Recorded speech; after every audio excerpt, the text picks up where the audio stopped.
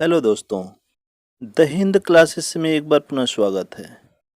जैसा कि थंबनेल पे आपने देखा होगा कि आज के सेशन का जो टॉपिक है सीडीपी का अभिप्रेरणा। जी हाँ, अभिप्रेरणा एक ऐसा टॉपिक है जिस टॉपिक से लगभग सभी टेट यानी C TET, UP TET, S TET, KVS REET, H TET, Bihar TET, यानी जितने भी स्टेट होते हैं लगभग सभी टेट में यहाँ से क्वेश्चंस बनते हैं और अक्सर क्वेश्चन मोटिवेशन से रिलेटेड पूछे जाते हैं। ये बहुत ही इम्पोर्टेंट एक टॉपिक माना जाता है। तो चलिए आज के सेशन को स्टार्ट करने से पहले जितने भी लोग हमारे चैनल पे नए हैं उनसे रिक्वेस्ट है कि चैनल को सब्सक्राइब तथा बेल आइकन क्लिक करें तथा वीडियो को लास्ट तक देखें।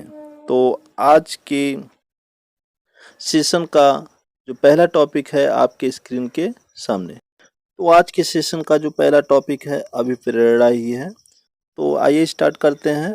तो अभिप्रेरणा के यहाँ पे मीनिंग से रिलेटेड जो पहला टॉपिक है, अभिप्रेरणा शब्द लैटिन भाषा के मोर्टम शब्द से बना है जिसका अर्थ मोटर तथा मोशन होता है।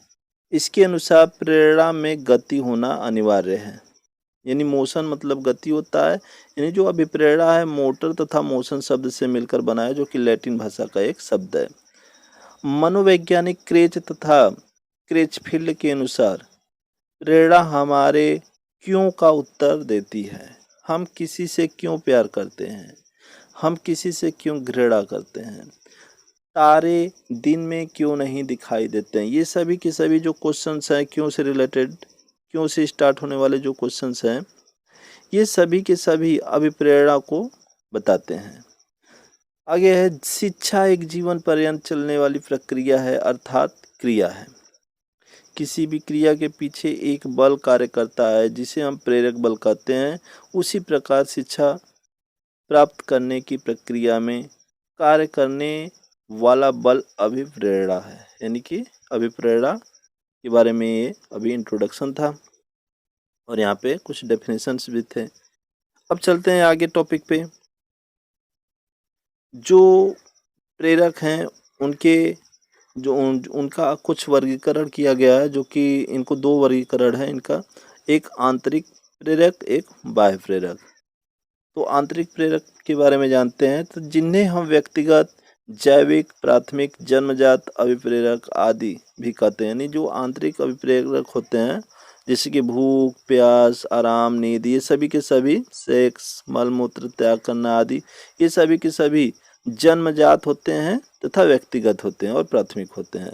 और बाह्य प्रेरक के अंतर्गत जो होता है जिन्हें हम सामाजिक, मनोवैज्ञानिक, द्वितीयक अर्जित अभिप्रेरक कहते हैं, जैसे कि सुरक्षा, प्रदर्शन, जिज्ञासा, सामाजिकता, ज्ञान, ये सभी के सभी जो प्रेरक आवश्यकता प्लस चालक प्लस प्रोत्साहन को बताता है। तो ये सभी जो हैं ये पूरे बाह्य कारक हैं और ये आंतरिक कारक हैं। तो आगे टॉपिक पे चलते हैं।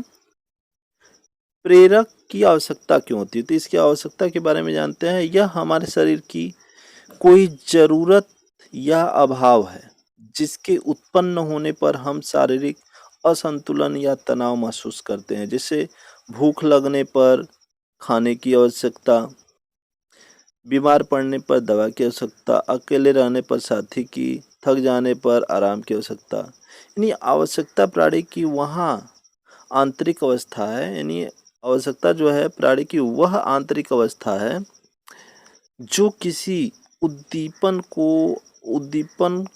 को अथवा लक्ष्यों के संबंध में जीवों का क्षेत्र संगठित करती है और उनकी प्राप्ति हेतु क्रिया करती है।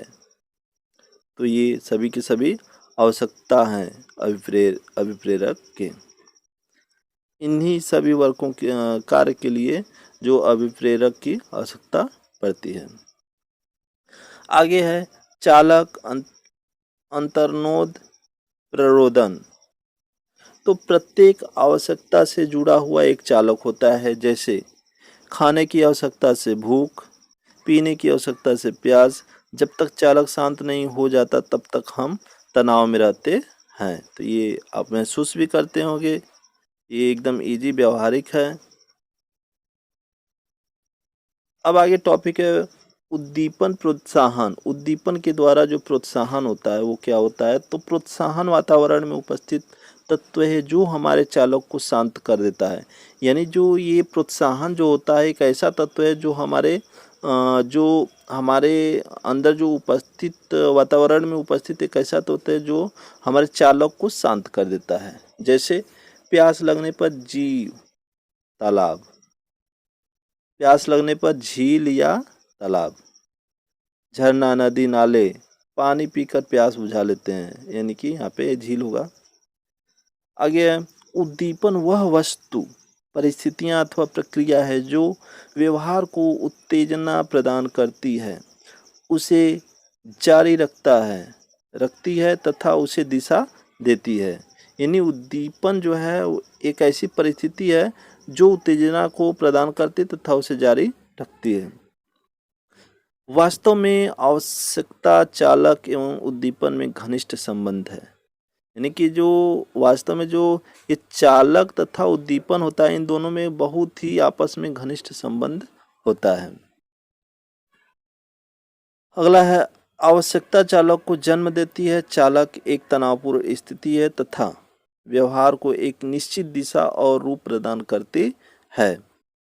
तो आगे देखते हैं उद्दीपन द्वारा आवश्यकता की पूर्ति होती है। आवश्यकता की पूर्ति होने के पश्चात चालक समाप्त हो जाता है।